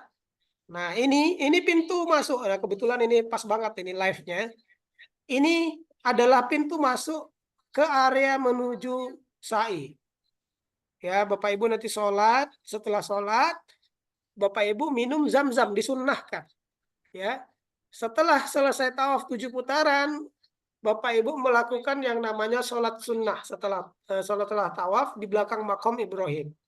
Ya, setelah sholat sunnah, Bapak Ibu doa, Bapak Ibu disunnahkan minum air zam-zam. Ya, berdoalah ketika minum air zam-zam. Ya, boleh nggak minum air zam-zamnya berdiri? Boleh. Minum air zam-zamnya menghadap kiblat. Jadi Bapak Ibu arahkan nanti wajahnya ke kiblat, arahkan tubuhnya ke Ka'bah sambil minum, sebelum minum doa. Ya, karena kata Nabi air zam-zam itu akan memberikan apa yang kita doakan. Maksudnya air zam-zam itu akan memberikan faedah ya melalui wasilah air zam-zam. Tentunya semuanya Allah yang kasih gitu kan. Nah, silakan. Nanti sisakan sedikit, ya jangan diminum habis. Dari satu gelas itu, sisakan sedikit, tuangkan ke tangan, basuhkan ke kepala. Itu sunnahnya seperti itu. Ya, basuhkan ke kepala. Setelah itu, setelah minum air zam-zam, Bapak Ibu nanti akan diajak ke area sa'i. Ya, nanti akan dipandu. Ada bacaan-bacaannya nggak Pak? Ada. Nah, yang mandu ini nanti akan ada ustadz-ustadznya. Bapak Ibu semua akan kami fasilitasi nanti pakai earphone. Jadi apa yang dibilang ustadz di depan, walaupun jaraknya mungkin 30 meter, ibu tetap dengar Bapak Ibu. Bapak Ibu tetap dengar. Karena kita kasih alat nanti. Ya, nanti ketika masuk ke area sa'i, petugas akan membacakan Inna Safa wal Marwata dan seterusnya. Kemudian naiklah nanti ke Bukit Sofa. Ya, di Bukit Sofa Bapak Ibu nanti akan membaca zikir-zikir. Ya, ada panduan di buku panduan pun ada nanti kita sediakan. Ya, membaca zikir di antara zikir itu kita disunnahkan membaca doa. Jadi zikirnya 3 kali disunnahkan. Di antara zikir kita berdoa. Doanya bebas. Ya, setelah doa nanti zikir lagi. Kemudian doa. Kemudian setelah doa zikir lagi. Kemudian doa lagi. Kemudian jalan dari Bukit Sofa ke Marwah. Nah, tapi Bapak Ibu, ini kondisional ya. Kalau lokasinya padat sekali, biasanya petugas nanti akan satu kali saja dia membimbing, habis itu jalan ke Bukit Marwah. Ya, dari Bukit Sofa ke Marwah itu jaraknya kurang lebih 400 meter, kurang lebih. Ya, jadi nanti Sofa ke Marwah dihitung satu kali, Marwah ke Sofa dua kali. Jadi Bapak Ibu nanti akan berhenti di putaran ketujuh itu di Marwah. Ya, setelah melaksanakan sa'i, ya, setelah melaksanakan sa'i, kemudian nanti Bapak Ibu akan tahallul. Nah, tahallul nah, sebelum ke tahallul di antara sa'i ada nanti lampu hijau, ya. Di situ kita disunnahkan berdoa. Ya, doanya nanti pendek juga, ada di buku juga, nanti Bapak Ibu bisa baca. Setelah itu kita tahallul. Nah, terkait tahallul ini Bapak Ibu, kami himbau kepada Bapak Ibu semuanya, bertahallullah di tempat, ya, yang sudah disediakan. Jangan di masjid karena akan mengotori masjid. Tapi nanti Bapak Ibu ketika keluar dari Bukit Marwah belok ke kanan, akan banyak Bapak Ibu lihat orang motong-motong rambut di situ. Nah, kita sebisa mungkin jangan di situ, ya. Kita nanti sebisa mungkin di tempat yang sudah disediakan. Kalau laki-laki di barbershop ada harganya 10 rial. Jadi siapkan uang. Wah, uang lagi, Bapak Ibu. Apa yang kita keluarkan dalam ibadah kita, Allah akan menilai itu sebagai infak dan sodakoh buat diri kita sendiri, Bapak Ibu. Ya, buat diri kita sendiri yang dapat pahala kita. Jadi nggak usah hitung-hitungan soal tahallul. Ya, tapi kalau bawa alat sendiri boleh nggak? Boleh. Ya, mungkin Bapak Ibu bawa alat cukur yang kayak di tukang pangkas itu boleh. Nah, penting yang kita pahami tentang tahallul. Nah, tahallul itu memotong rambut. Ya, hanya ada dua cara yang diajarkan oleh Nabi bagi laki-laki, ya, untuk bertahallul. Bagi perempuan satu cara. Nah, berdasarkan hadis yang dijelaskan, ya, yang bicarakan tentang tahallul. Tahallul itu cuma dua pilihannya, Bapak Ibu. Bapak Ibu botak, bapak-bapak botak licin, ya, atau bapak-bapak potong rambut tapi merata. Misalnya kalau dia ada di istilah tukang rambut itu satu sisir, dua sisir, ya mungkin bapak-bapak mau potong supaya tidak hilang kegantengannya mungkin, ya. Diambilnya 3 senti saja dipotong. Ya. Tapi jangan lupa ya memotongnya itu harus rata. Seluruh rambut itu 3 senti. Tapi kalau ditanya afdolnya gimana, Pak? Afdolnya yang gimana? Afdolnya seperti yang dijelaskan Nabi. Nabi Muhammad SAW mendoakan 3 kali. Ya, 3 kali Nabi mendoakan, ya Allah rahmatilah orang yang mencukur rambutnya sampai habis. Artinya mencukur, ya namanya dicukur. Beda cukur dengan potong, ya. Kalau cukur tuh cukur pakai alat cukur, pakai pakai apa? Pakai pisau sampai habis itu cukur. Pokoknya licin lah rambutnya itu cukur. Nabi mendoakan 3 kali. Ya Allah berikanlah rahmat kepada orang yang mencukur rambutnya. 3 kali didoakan Nabi, kemudian dia 1 kali Nabi mendoakan, ya Allah rahmatilah orang yang memendekkan rambutnya. Ini laki-laki. Mohon diingat ya Bapak Ibu. Banyak pemahaman yang salah, termasuk saya juga dulu, ya. Dulu ketika umrah pertama kali, saya seperti yang dilakukan oleh kebanyakan orang Indonesia, Bapak Ibu. Ambil comot sini, 1 senti, ambil comot sini. Ya, dulu saya kayak gitu. Ya kan? Setelah belajar, ya, ternyata Nabi pun membahas tentang urusan ini. Ya, tentang urusan tahallul ini. Nah, jadi kami menghimbau kepada Bapak Ibu semuanya, nanti ketika tahallul ikutilah apa yang diperintahkan Nabi. Ya. Jadi jangan nanti syarat aja dulu. Nanti mau pulang baru tahallul. Nggak seperti itu. Karena tahallul ini asal katanya adalah menghalalkan yang tadi diharamkan. Bapak Ibu masih ingat kan? Awalnya kita tuh ihram. Ihram itu mengharamkan apa yang dihalalkan. Batasannya supaya jadi halal adalah tahallul. Nah, kalau misalnya Bapak Ibu nanti syarat aja dulu nggak apa-apa, nanti pulangnya baru botak, itu namanya main-main. Itu namanya main-main. Jadi Bapak Ibu ketika beres tahallul tuntaskan. Terus gimana dong Pak kalau misalnya kita mau badal gitu ya. Kita mau badal. Ya, kalau seperti itu pilihannya dipendekkan saja dulu, nanti untuk badalnya baru dihabiskan. Intinya potong rambut merata, laki-laki. Nah, kalau perempuan baru dengan cara diambil seruas jari. Udah, perempuan seperti itu, syarat saja. Dan tidak ada eh, apa ya aturan eh, istri harus ditahlulkan oleh suami, gitu kan? Yang mentahlulkan teman-temannya saja pun boleh, ya seperti itu. Nah, jadi jangan mempersulit yang sudah mudah dan jangan pula yang memudah-mudahkan yang tidak ada aturannya. Nah, itu terkait tahalul ya Bapak Ibu. Kalau perempuan ambil seruas jari sudah sah. Itulah syaratnya kalau perempuan. Kalau laki-laki cuma dua caranya. Cuma dua caranya. Itu tahallul. Nah, selanjutnya kita membahas larangan ihram. Ini adalah materi terakhir dari pertemuan kita hari ini Bapak Ibu. Di pertemuan selanjutnya materi kita nanti tentang ilustrasi perjalanan umrah. Ya, itu materi yang sangat penting juga supaya Bapak Ibu mulus perjalanannya. Kita yang mempersiapkan diri saja dengan baik belum tentu perjalanannya mulus. Apalagi kalau tidak ada persiapan sama sekali. Nah, baik ini tentang larangan ihram. Nah, seperti yang kita jelaskan di awal tadi, ihram itu adalah mengharamkan sesuatu yang halal buat kita kerjakan. Batasannya dia halal kembali setelah kita bertahallul. Ya, apa larangan-larangan ihram dan kapan ini mulai berlaku? Ini mulai berlaku ketika Bapak Ibu nanti sama-sama membaca niat di dalam bus itu, labbaik Allahumma umratan, maka ini tak boleh lagi Bapak Ibu kerjakan. Kalau dikerjakan bisa berdosa, bayar dam, ya.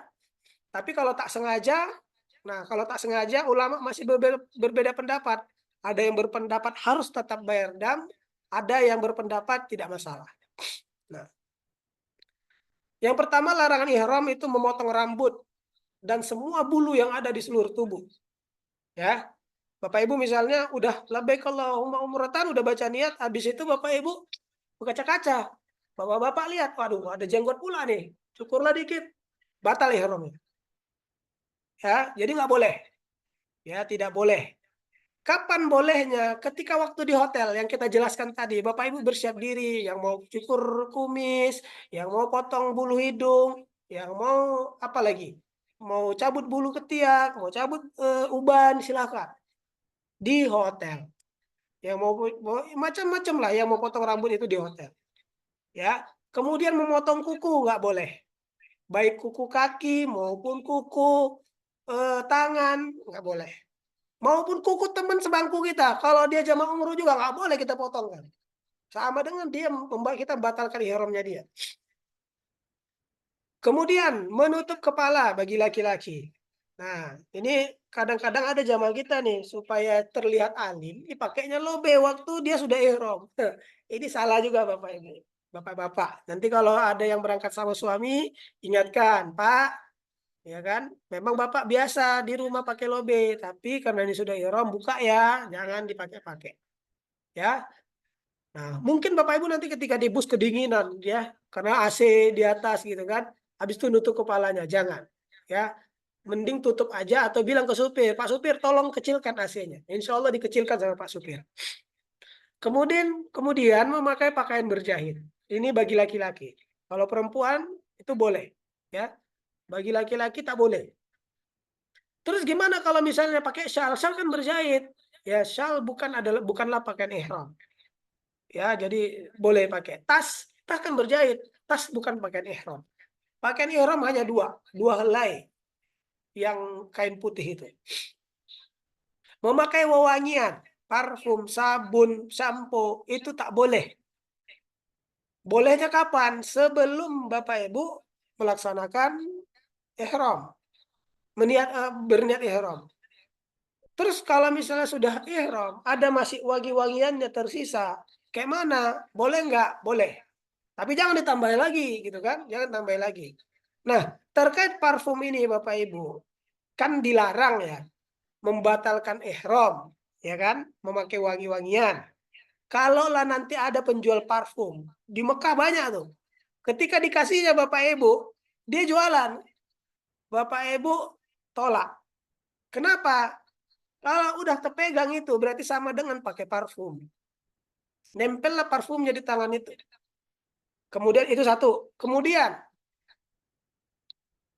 boleh nggak ketika kita umroh wajib yang pertama itu kita memegang Ka'bah? Jawabannya ya boleh-boleh saja, gitu kan? Cuma karena Ka'bah itu disiram minyak wangi setiap saat, ini yang nanti bisa membatalkan ihram Bapak Ibu semuanya. Ya, kemarin ya, kemarin itu keberangkatan di 21 September ada jamaah yang membuktikan benar nggak sih Ka'bah itu wangi? Dipegangnya batunya saja dipegangnya memang wangi. Ya kita kan sering lihat juga di TV mungkin ya nggak semua kita lah ya. Itu sering disiram itu Bapak Ibu.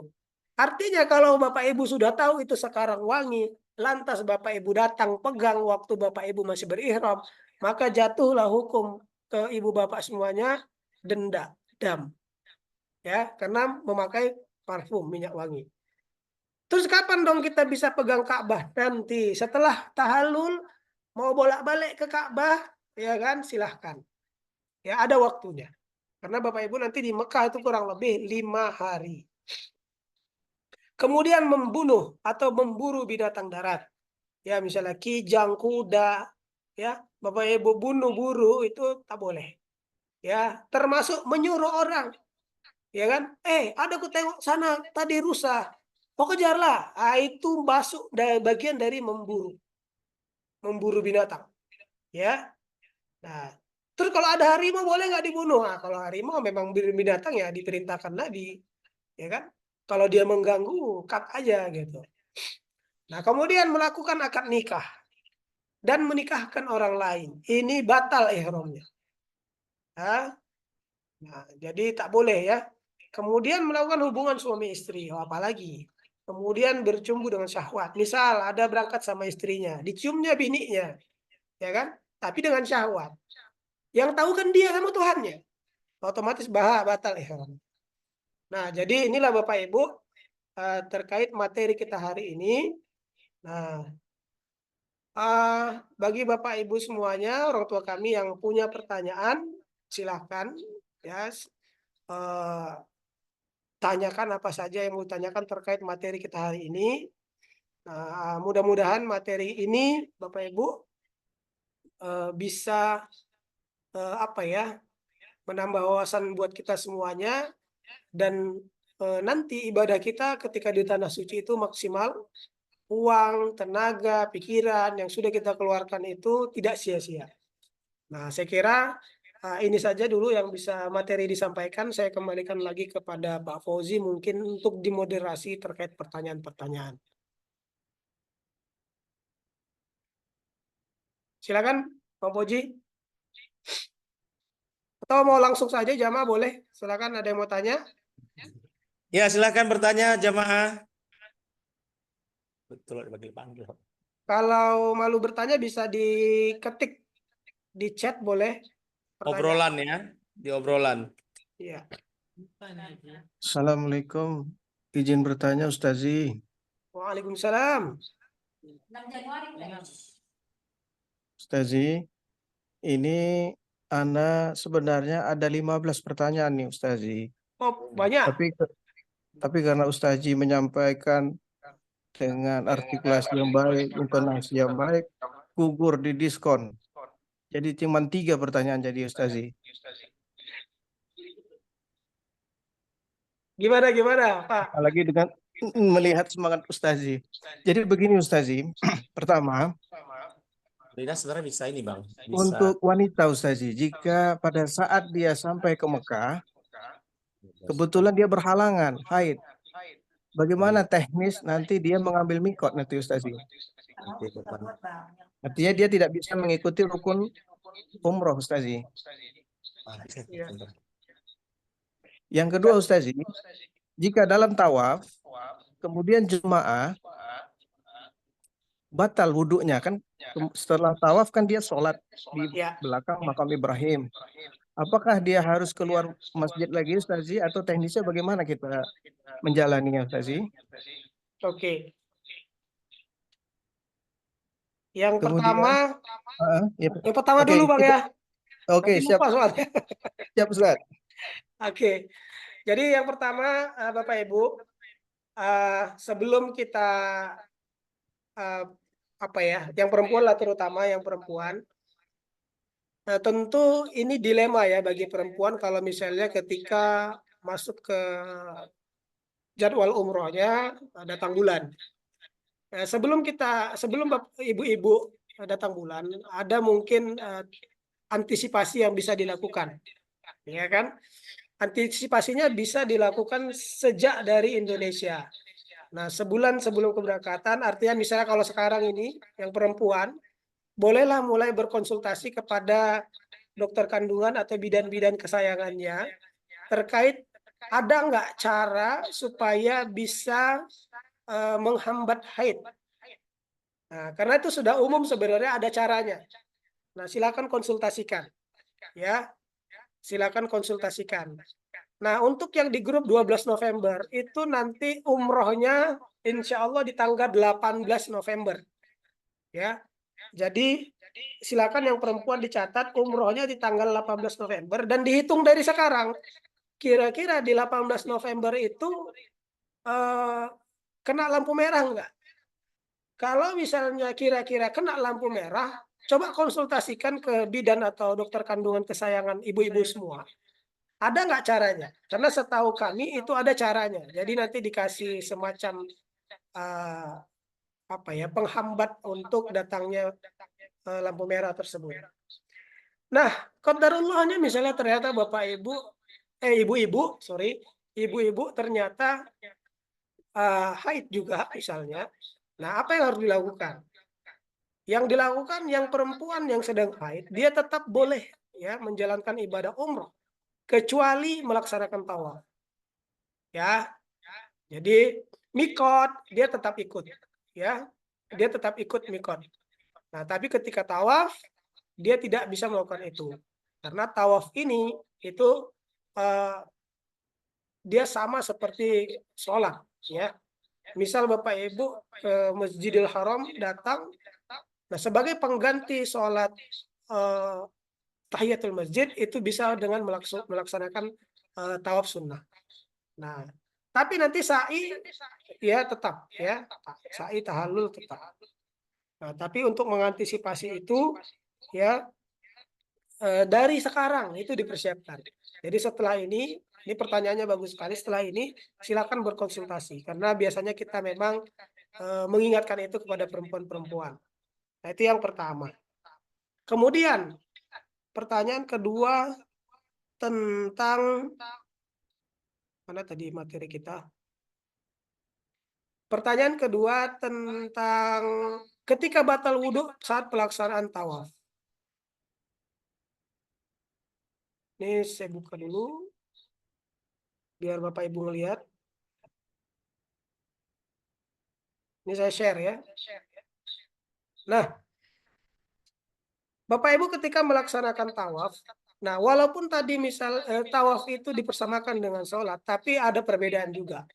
Kalau sholat Bapak Ibu, ketika batal, Bapak Ibu wajib ambil wudhu dan mengulang kembali. Ya, mengulang kembali. Lantas gimana ketika tawaf? Ya, ketika tawaf, misal di putaran kedua. Nah, anggaplah ini Bapak Ibu yang baju merah nih. Nah, yang di samping baju kuning itu.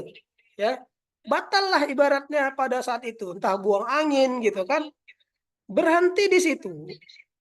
Ya kan? Ingat di mana titik posisi tadi batal, berhenti, langsung keluar dari area tawaf, ke pinggir, cari di situ banyak air zam-zam, ya di pinggir-pinggir itu langsung wudhu, ya wudhu di air zam-zam itu, kemudian balik lagi ke titik di mana tadi batal, lanjutkan.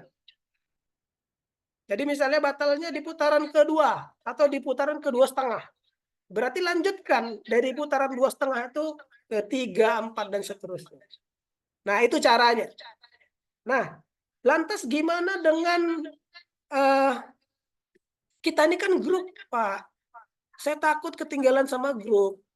Grupnya berhenti enggak? Nungguin saya gitu. Enggak. Grup tetap lanjut. Jadi nanti caranya Bapak Ibu. Misal Bapak Ibu ternyata batal, supaya mudah batalnya di rukun Hajar Aswad. Bapak Ibu keluar, ambil wudhu, ya kan? Sebelum keluar, tolong hubungi dulu petugasnya. Ustadz, izin Ustadz, saya wudhunya batal. Ya, karena tawaf ini wajib berwudhu ya kalau tawaf. Kalau sa'i nggak wajib. Kalau tawaf wajib, ya. Jadi sampaikan ke Ustadz, ya Ustadz, izin, ini saya mau keluar dari grup, mau wudhu dulu karena wudhu saya batal. Nanti Ustadznya akan arahkan. Nah, ini tolong juga nanti petugas-petugas dikasih tahu. Oke, baik Bu. Nah, nanti akan dikasih tahu seperti ini Bapak Ibu. Silakan wudhu, nanti Ibu masuk lagi ke barisan kami ketika kami sampai di titik ini. Misalnya batalnya di titik Hajar Aswad. Jadi Bapak Ibu menunggu dulu, tunggu dulu sampai grupnya sampai situ, ikut lagi. Tapi Bapak Ibu, ketika Bapak Ibu ikut grup, mereka sudah mungkin 6 putaran, Ibu baru 5. Ya kan? Nah, ketika nanti mereka tuntas 7, Bapak Ibu jangan tuntas juga, lanjutkan 1 putaran lagi. Nanti ketemunya di mana? Di belakang makom Ibrahim. Kan jamaah nanti pada sholat di situ. Nah, makam Ibrahim tahu kan yang mana? Yang kayak sangkar burun warna keemas-emasan, ada kaca-kacanya. Itu makom Ibrahim.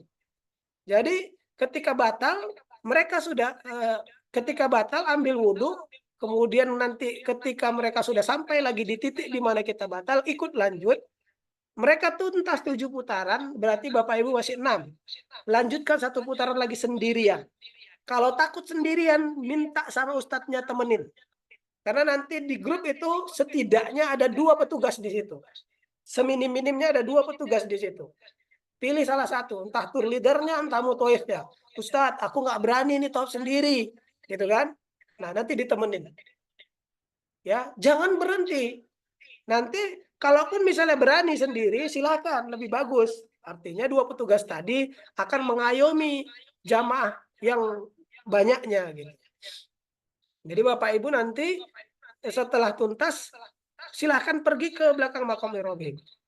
Nah, ingat ya Bapak Ibu, kalau udah batal sampaikan ke petugas. Jangan nggak disampaikan, nanti kehilangan mereka. Ya, nanti kehilangan mereka. Nah, itu terkait teknis kalau misalnya batal wudhu. Nah, satu lagi apa tadi? Ustadz Zainur. Ustaz, satu lagi. Jika jemaah ada yang ingin pakai apa itu Ustaz? Kayak membongkar itu motor listrik itu, Oh, motor apakah bisa listrik, kita ya. pasang? Itu aja Ustaz. Syukron, jazakallah khair ya Ustaz. Oke. Wah, iya Bang. Jadi begini. Seperti yang kita sampaikan tadi, ketika Bapak Ibu masih ada di Madinah, ya masih berada di Madinah, tolong disampaikan kepada petugas, mungkin ada di antara Bapak Ibu yang memang nggak sanggup untuk melaksanakan tawaf ataupun sa'i dengan normal, gitu ya. Opsinya itu nanti ada 2. Yang pertama Bapak Ibu akan didorong dengan kursi roda, tapi ini akan ada biaya tambahan. Pokoknya solusi yang saya sampaikan 2 ini semuanya ada biaya tambahan Bapak Ibu. Ya, pertama kalau dorongan itu paling murah 1.500.000 untuk proses umroh. Mulai dari tawaf sa'i sampai mulai dari penjemputan hotel diantar lagi ke hotel itu 1,5 juta paling murah. Ya, ada nanti petugasnya sendiri dan ini tidak bisa dadakan, harus disampaikan ketika Bapak Ibu masih di Madinah. Itu yang pertama. Yang kedua, Bapak Ibu bisa menggunakan apa ya? Kalau sekarang yang ada itu tinggal semacam mobil golf. Nggak ada lagi kereta skuter-skuter, itu sudah tidak ada. Sudah ditiadakan itu. Ya, sudah ditiadakan. Jadi sekarang ya adanya mobil golf. Kalau yang kemarin pun masih renovasi ya, di lantai 5 itu dia di lantai atas ya. Itu masih renovasi, jadi belum bisa digunakan juga. Tidak tahu nanti apakah di November, apakah di Desember sudah bisa digunakan lagi. Intinya opsi keduanya menggunakan itu. Ini biayanya 50 rial per orang. ya. Tapi Bapak Ibu tetap koordinasi harus di Madinah. Kenapa? Karena Bapak Ibu mungkin tidak mungkin sendiri ke situ karena nggak tahu caranya. Dan harus ada yang menemani. Kalau tidak ada yang menemani, mau tidak mau keluar lagi uang untuk membayar mutawif untuk menemani, mutawif tambahan di luar dari yang sudah ada. Ya, artinya semuanya bisa kita bereskan, gitu kan? Tapi yang perlu disadari sejak di Indonesia bahwasanya semua itu berbiaya kalau di sana. Bapak Ibu jangan kaget ya di di tanah suci baik Mekah maupun Madinah minta titipkan makanan itu pun berbiaya di sana. Ya, itu di sana seperti itu. Dan Bapak Ibu jangan berberat hati pula lah untuk mengeluarkan karena itu bagian dari infak Bapak Ibu sendiri. Itu bukan untuk travel, tidak. Bukan untuk petugas itu, tidak. Itu memang untuk bayar jasa ke mereka. Kita tidak ada ambil faedah sama sekali di situ, nggak ada ambil untung. Ya, jadi solusinya naik kursi roda, didorong kursi roda atau menggunakan mobil golf. Nah, terkait kursi roda ini bisa ambil bisa nggak pas sa'inya aja bisa. Mungkin tawafnya mungkin mau sendiri karena pengen dekat Ka'bah. Nah, pas sa'inya bisa. Nah, kalau pas sa'i itu biasanya 100 rial, ya. Di antara jalur sa'i kan ada dua. Jalur Bukit Sofa Marwah, kemudian dari Marwah ke Sofa. Di tengah-tengahnya itu jalur khusus untuk kursi roda.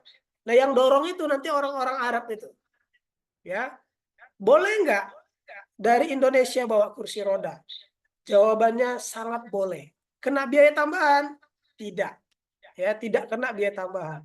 Tapi tolong Bapak Ibu, kalau mau naik kursi roda, ya dikabarkan ke pihak travel seminggu sebelumnya, ya atau sehari sebelum keberangkatan, supaya kursi rodanya dimasukkan ke dalam bagasi.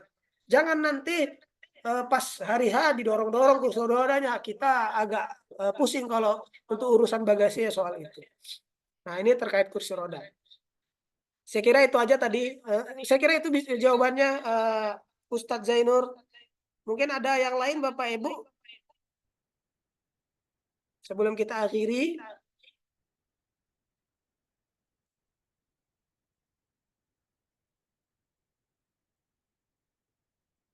Sepertinya udah pada jelas ini Bang Fauji. Sudah, baik. Waktu juga udah terlalu panjang, nanti juga mungkin banyak kegiatan. Nanti kita adakan lagi, Ustadz. Kapan lagi, Ustadz? Insya Allah Sabtu depan, Bang. Materinya apalagi itu, Ustadz? Insya Allah. Sebentar saya cek Sabtu depan tanggal berapa ya? Ini tanggal sekarang 29. Sabtu depan Sabtu depan nggak bisa, Bang. Sabtu depan itu manasik untuk materi ini juga tapi offline. Nah, bagi yang mau ikut offline bisa. Kemungkinan tanggal 2, Bang. 2 November. 2 November ya? Atau gimana? Mau dibuat tanggal 25 boleh? Hari Jumat. Nanti kita info aja, Bang, ke jamaah, Bang. Oh Ustadz. ya, boleh di grup aja ya. Ya, Ustadz ya. Baik, Ustadz. Terima kasih ya, Ustadz, telah mengisi acara manasik untuk teori hari ini. Insya Allah Bapak Ibu jangan khawatir. Manasik ini banyak juga, manasik ini bisa kita cari juga di luar bahan-bahannya, tidak terpaku di sini. Boleh buka-buka YouTube, buka Google untuk mencari-cari informasi tambahan agar Bapak Ibu lebih banyak pengetahuan tentang perjalanan umroh yang akan dilaksanakan tanggal 12 November berikutnya. Insya Allah kami memfasilitasi semua keberangkatan ini. Manasik teori sekali lagi kita lakukan ya Bang, ya Ustadz. Nanti kita lanjutkan manasik praktek insya Allah di asrama haji di miniatur Ka'bah asrama haji. Waktu dan tempat akan diinfo di grup. Baik, kita tutup pertemuan kita dengan mengucapkan alhamdulillah dan doa penutup majelis. Subhanakallahumma bihamdika asyhadu an la ilaha illa anta astaghfiruka wa atubu ilaik. Assalamualaikum warahmatullahi wabarakatuh. Waalaikumsalam warahmatullahi wabarakatuh. Assalamualaikum. Waalaikumsalam.